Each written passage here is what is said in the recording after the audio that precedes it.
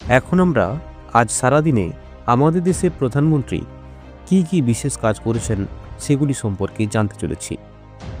1. প্রধানমন্ত্রী শ্রী নরেন্দ্র মোদী আজ বিহারের প্রাক্তন মুখ্যমন্ত্রী ভারতরত্ন কর্পূরী ঠাকুরজিকে তার জন্মবার্ষিকীতে শ্রদ্ধা নিবেদন করেছেন। তিনি বলেছেন, বিহারের প্রাক্তন মুখ্যমন্ত্রী ভারতরত্ন কর্পূরী ঠাকুরজির জন্মবার্ষিকীতে বিনম্র শ্রদ্ধাঞ্জলি। জননায়ক তার সমগ্র জীবন সামাজিক ন্যায় বিচারের জন্য উৎসর্গ করেছিলেন এবং এই দিকে অনেক প্রচেষ্টা করেছিলেন। তার জীবন ও আদর্শ দেশের প্রতিটি প্রজন্মকে অনুপ্রাণিত করবে। 2.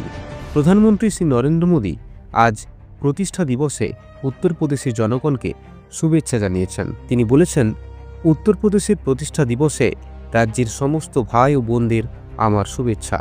ভারতীয় সংস্কৃতিতে অসংখ্য পৌরাণিক ও ঐতিহাসিক কালের সাক্ষী এই পুণ্যভূমি গত 8 বছর ধরে উন্নয়নের নতুন অধ্যায় তৈরিতে ব্যস্ত। আমার পূর্ণ আস্থা আছে যে সরকার জনকল্যাণে নিবেদিত এবং আশ্চর্যজনক প্রতিভা এবং জনগণের অক্লান্ত পরিশ্রমের সাথে আমাদের এই প্রিয় রাজ্য একটি উন্নত ভারত গড়তে একটি অমূল্য অবদান রাখবে। 3. প্রধানমন্ত্রী শ্রী নরেন্দ্র মোদী আজ জাতীয় কন্যা শিশু দিবসে কন্যা শিশুর ক্ষমতায়ন চালিয়ে যাওয়ার এবং তার জন্য বিস্তৃত সুযোগ নিশ্চিত করার জন্য সরকারের প্রতিশ্রুতি পুনর্ব্যক্ত করেছেন। তিনি বলেছেন, আজ জাতীয় কন্যা শিশু দিবসে আমরা কন্যা শিশুর ক্ষমতায়ন চালিয়ে যাওয়ার এবং তার জন্য বিস্তৃত সুযোগ নিশ্চিত করার জন্য আমাদের প্রতিশ্রুতি পুনর্ব্যক্ত করছি। সমস্ত ক্ষেত্রে মেয়ে শিশুর কৃতিত্বের জন্য ভারত গর্বিত। তাদের কৃতিত্ব আমাদের সকলকে অনুপ্রাণিত করে চলেছে।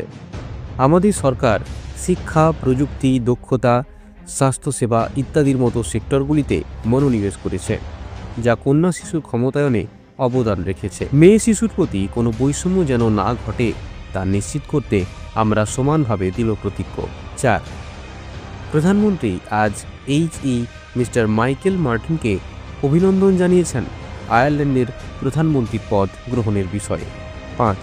প্রধানমন্ত্রী Shri Narendra Modi NCC cadet, NSS স্বেচ্ছাসেবক, উপজাতীয় অতিথি এবং ট্যাবলো শিল্পীদের সাথে মত বিনিময় করেছেন, যারা আজ লোক কল্যাণ মার্গে তাঁর বাসভবনে আসন্ন প্রজাতন্ত্র দিবসের কুচকাওয়াজের অংশ হবেন। মিথস্ক্রিয়াটি ভারতের সমৃদ্ধ সংস্কৃতি এবং বৈচিত্র্য প্রদর্শন করে প্রাণবন্ত সাংস্কৃতিক পরিবেশনা দ্বারা অনুসরণ করা হয়েছিল।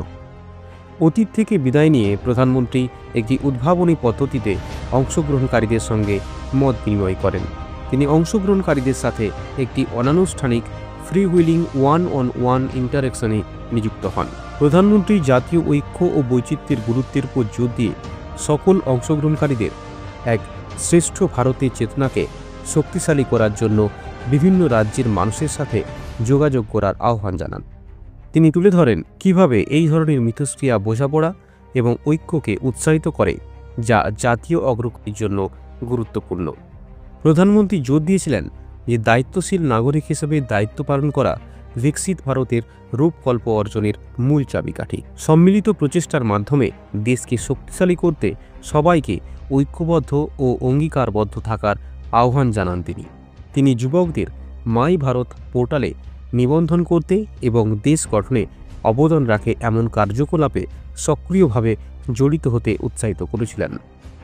ত্রিশৃঙ্খলা, সময়ানুবর্তিতা এবং তাড়াতাড়ি ঘুম থেকে ওঠার মতো ভালো অভ্যাস গ্রহণের তাৎপর্য সম্পর্কেও কথা বলেছেন এবং ডায়েরি লেখাকে উৎসাহিত করেছেন। কথোপকথনে প্রধানমন্ত্রী সরকারের কিছু গুরুত্বপূর্ণ উদ্যোগ নিয়ে আলোচনা করেন, যা মানুষের জীবনকে উন্নত করতে সহায়তা করছে। তিনি 3 কোটি লক্ষপতি দিদি তৈরির লক্ষ্যে উদ্যোগের মাধ্যমে নারীর ক্ষমতায়নে সরকারের প্রতিশ্রুতি তুলে ধরেন।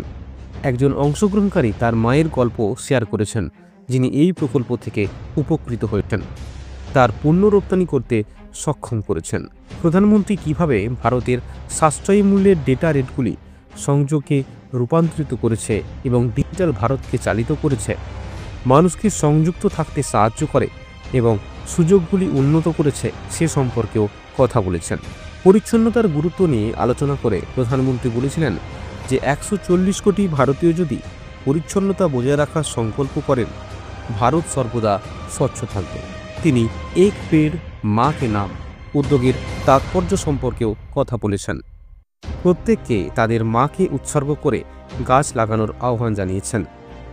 তিনি ফিট ইন্ডিয়া আন্দোলন নিয়ে আলোচনা করেছেন এবং সবাইকে যোগ ব্যায়াম করার জন্য সময় বের করতে এবং ফিটনেস এবং সুস্থতার দিকে মনোনিবেশ করতে বলেছিলেন, যা একটি শক্তিশালী এবং স্বাস্থ্যকর জাতির জন্য অপরিহার্য।